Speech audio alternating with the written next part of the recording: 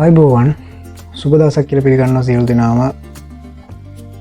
අද මම ඔයාලට කියලා දෙන්න යන්නේ පුට් එක තද කරන ඇනේ.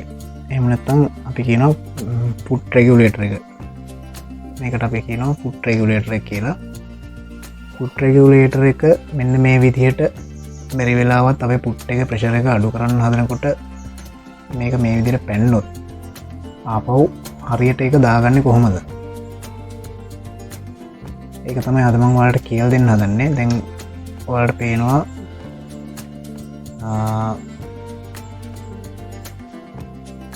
මේ විදිහට මේක පැන්නොත් මේ ස්ක්‍රීන් එක අපිට හරියටම පුට් එකේ බාර් එකට හරියට දාගන්න ඕන. ඒක අපිට සාමාන්‍ය හොඳට අපිට මේක ගුරු කෙනෙකුට මේක ලේසියෙන්ම දාගන්න පුළුවන් මේ විදිහට. මේක මෙහෙම ස්ක්‍රීන් වෙන්න ඕනේ. එහෙම නැත්නම් මේක බැරි වෙලාවත් මේක ඇදයට වැටෙනොත් හරි මෙන්න මේ විදිහට ගියොත් හරි අපිට මේ වගේ ඇතුළට වැටෙනවා මේක. මේ වගේ ඇතුළට වැටුනොත් කොහොමද අපි ඒක හරියට දාගන්නේ?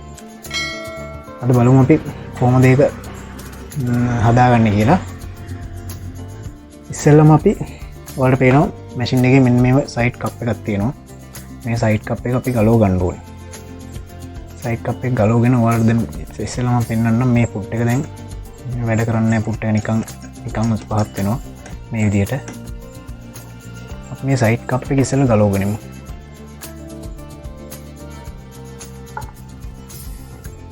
මේ විදිහට මේකේ මේ ඇන තුනක් තියෙනවා ඕනම් මැෂින් එකක.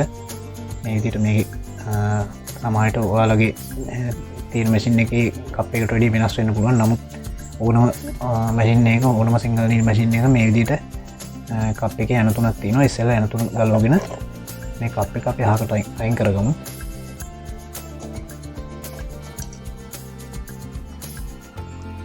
ඇන ටික ගලවනකොට පරිස්සමෙන් ගලවන්න. ඇන ටික වැටුනොත් එහෙම නැති කරගන්න එපා. ඇන ටික හොයාගන්න පුළුවන් විදිහට පැටලෙන්න තියෙන ඇන ටික පරිස්සමට ගලවලා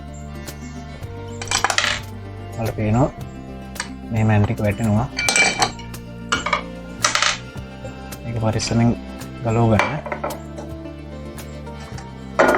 ඇන ටික නැති කරගන්න නැතුව පරිස්සම් කරලා තියන්න. දැන් ඔයාලට පේනවා මෙන්න මේක ඇතුලේ අපේ වැටිච්ච පුට් එක මෙන්න මේ විදිහට මේක ඇතුලේ හිර වෙලා තියෙනවා.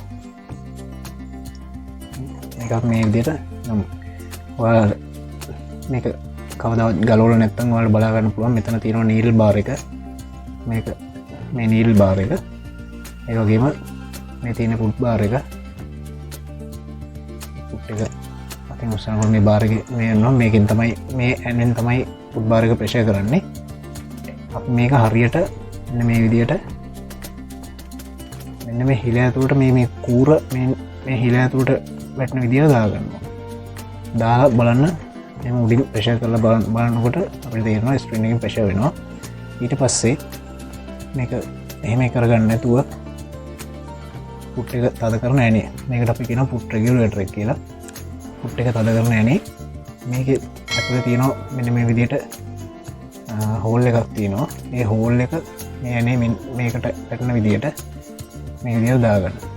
දාගන්නකොට බලන්න යටින් ආපහු පැනලාද කියලා. දාගෙන මේ විදිහට මේක තද කරගන්න. සාමාන්‍ය ප්‍රමාණයට තද කරගන්න. ඊට පස්සේ අපිට ආපහු ඕන ප්‍රමාණයට තද කරගන්න පුළුවන්. පස්සේ තද කරගෙන ඊට පස්සේ බලන්න පුට් එක තද වෙනවද කියලා. හොඳට තද වෙනවද පුට් එක පැටල් එකෙන් වැඩ කරනවද කියලා. මේ විදිහට පුට් එක වැඩ කරනවා නම් ආපහු ඔයාලට තියෙන්නේ අර ගලවගත්ත යන තුන මේ විදිහට මේ කප් එක මේ විදිහට තියලා ඉස්සෙල්ලා කෑනියක් දාගන්න.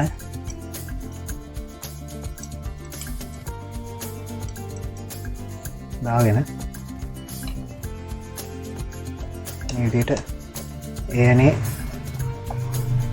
සම්පූර්ණ තද කරගන්න තු සාමාන්‍ය ප්‍රමාණයට තද කරගන්න. තද කරගෙන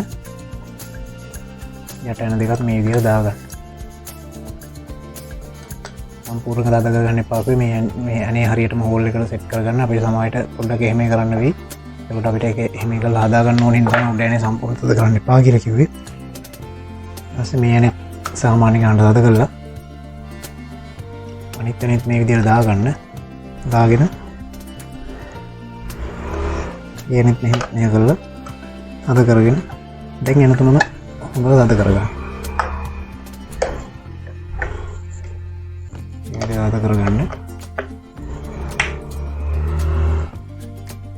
තද කරලා පස්සේ දැන් පුට් එක වලට පේනවා මේ විදිහට අපිට දැන් ඕනේ තරමක් තද කරගන්න පුළුවන්. මේක තද කරගෙන බලන්න පුට් ප්‍රෙෂර් එක කොහොමද කියලා.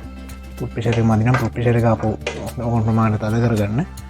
තද කරගෙන Tamanට අවශ්‍ය වැඩේ කරගන්න ඕන ප්‍රමාණයට තද කරගන්න. ඔය විදිහට තමයි පුට් රෙගියුලේටර් එහෙම නැත්නම් පුට් ස්ප්‍රින් එක පැන්නොත් රේසින් දාගන්නේ. ඉතින් අද මම පොඩි වීඩියෝ එකක් කරේ. ඔයාලට මගේ channel එකේ තවත් ඉස්සරහට වීඩියෝ බලන්න මගේ channel එක subscribe කරන්න. bell notification එකත් on කරගෙන යන්න. ඉස්සරහට තියෙන මේ වගේ ඔයාලට වැදගත් වෙන වීඩියෝ බලන්න මගේ channel එකත් එක්ක එකතු වෙන්න කියලා මම ආරාධනා කරනවා. ඔයාලට සුබ දවසක්.